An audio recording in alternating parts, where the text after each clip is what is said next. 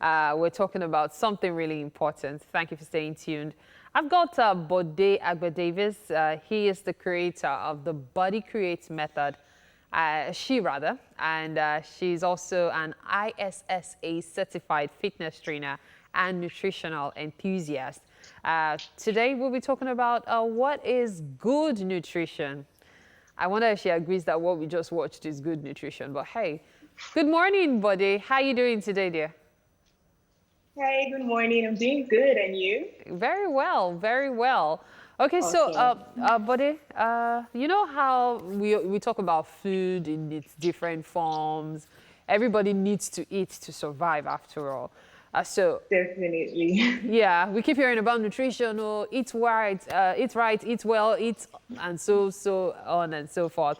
But then for you as a professional, I'm wondering, how would you define good nutrition? Okay, so simply put, good nutrition is feeding your body well so that it supports all of your daily activities. And by daily activities, I mean both, the things that go on the inside that we don't see and the things that go on the outside, right? So from your digestive functions, your brain function, your reproductive functions, so feeding your body right to make sure that all of those processes are working well, to make sure you're not tired, you're not fatigued, and you have enough energy to go through your day as opposed to struggle through your day. That's what I call good nutrition. Okay, so we're going to look at it from two angles. The angle of when you have a lot of options and the angle of when you don't have so many options, okay? By both sides, I'm looking at when you can afford to, vary your feeding and when you can barely afford to even eat. So let's start with when you can afford to vary your feeding. What kind of food will you recommend people to eat to stay healthy and, of course, be imbibing good nutrition? Okay. Honestly, I think that so when it comes to varying your options, I kind of think there are two misconceptions there. So the first thing is thinking that we have to buy expensive food, imported food that comes from outside the country and looks a particular way in order to stay healthy. And then the second thing about varying your options, I always find it funny when a person who is comfortable eating, maybe rice every day that they buy down the road from work, then all of a sudden when it's time to eat healthy, they're saying, oh, there are no options. And I'm like, okay, but you eat rice every single afternoon. Why are you now looking for a massive array of options when it comes to eating healthy? So I feel like there's two misconceptions. And so addressing that, first of all, we need to start understanding that the foods we have locally here are healthy. So your gari is healthy. Your elubo that makes your amala is healthy. Your fufu is healthy. Your ofada rice is healthy. So when you start to think about it in terms of the foods that are naturally growing around you, you start to open your eyes to the options you have around. Yam is healthy. Sweet potatoes, all those things. I've mentioned 5 different things already in the last 10 seconds, right? So we have options. And even if those are the only 5 things you can think about, to vary, you can then think about how you're cooking it. So today you can take something like, let's say sweet potatoes, right? And you can go ahead and make sweet potato porridge. Or you can boil your sweet potatoes and, have some eggs to go with that. Or you can mash it up. Or you can, put it in the oven and bake it up. So that then brings variety to a simple sweet potato. You have 5 different options of making it. So think of all the other things, your beans, your plantain, you can boil, you can oven bake, you can shallow fry. Variety is everywhere. We just need to get a little imaginative and understand that the foods we have available locally are healthy. And there's no disputing the fact that sweet potato is quite affordable. So not only is it healthy, it's also quite affordable. Okay, so for those who don't really have much, with the little they have, as you said, gari is healthy. But we cannot deny the fact that these days, gari is now a rich man's meal. Gari is quite expensive. But let's just keep within perspective. If I don't have so much to eat, say, for example, I have 5 children, and perhaps income is limited. How would you ask, or rather, how would you advise me to keep my family well fed within our budget and still not, eat the wrong things?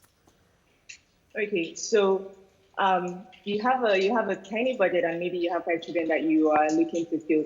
Honestly, I would say to fill up on things like vegetables. Vegetables have lots of fiber. You can fill up on things of those like those, and then you take the carbohydrate that is most affordable to you. So let's say you can still afford gari at that point, right? You take your gari, you buy your vegetables, you make some efforiro, right? But you also have to shift from thinking that it has to be a lot of, I'm a Yoruba girl, right? And we like to have meat in our soup so that with every morsel of eba going into the mouth, there's like meat everywhere. But that's actually not particularly good because we tend to eat way too much meat, right?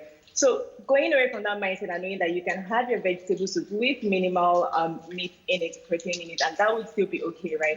And then making the most of that. That would actually do. Taking something like a wedu, which might actually even be, maybe would go around a bit more, right? And then making some ewedu soup and making some stew with that, and that can go around with everyone. So options like that would probably work. Maybe also shifting the time between when a family has their dinner and when they have their breakfast the next day. So if you have dinner maybe about 7, 8 p.m., you might want to shift breakfast next morning till about 10, 11, right? So that way there's some space. So not only is that even good for a budget, but that's also good for your system because you're giving your system rest in between meals the day before and then meals the next day. And that has a lot of benefits, even scientifically proven. So that kind of tends to extend your budget a little bit. Now, but there's something you mentioned. You mentioned eating too much meat being a problem. I keep hearing that a lot. Don't eat too much meat. When we talk about meat, what kind of meat are we actually talking about? Is it it's beef all meat. So or... much of anything can be a problem, really. So it's all meat. So whether it's white meat or red meat or beef, eating too much of anything can be a problem. Eating too many avocados can be a problem. So anything overdone can really be a problem. But really, we tend to eat too much meat generally. And then, okay, so let me give you an example. You take something like ofada rice and the ayamase sauce. Is that how they pronounce it? I always get the pronunciation wrong. You take something like that. It has a whole lot of meat. It has a whole lot of carbohydrates. It has a whole lot of fat, oils, right? And not enough vegetables and something like that. So the stew, the pepper itself is just little.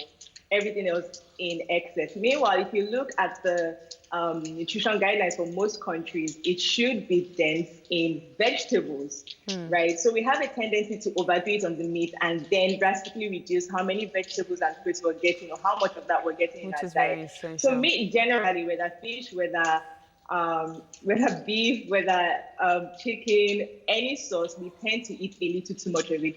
So what I usually recommend is, this is what a healthy plate should look like. You take your plate. So first of all, you need to be using smaller plates. We all need to use smaller plates than we already use. We just tend to dish more into that plate. And this is not just hearsay. There's research and there's like experiments showing people that when they use a large plate, they just tend to put more food. And even when we're full, guess what? We don't like to waste food, so we end up eating everything. In fact, exactly. Even when we know we had no business finishing that food.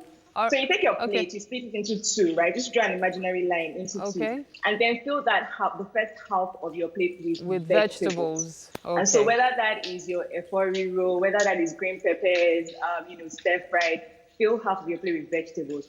Then take the other half, split that into two. Okay. So yeah, I understand. So you put it into two. Let's just quickly go through that quickly so we can round up. Yeah, so split that into two. You have your carbs on one side and then your meat on one side. As opposed to what we do, where it's usually like just a whole lot of meat, little vegetables, little of everything else. Thank you so much for your time, Bode. Fantastic. Thank you so much Thank you for having me. For being on show today. Have a fantastic week. Thank you.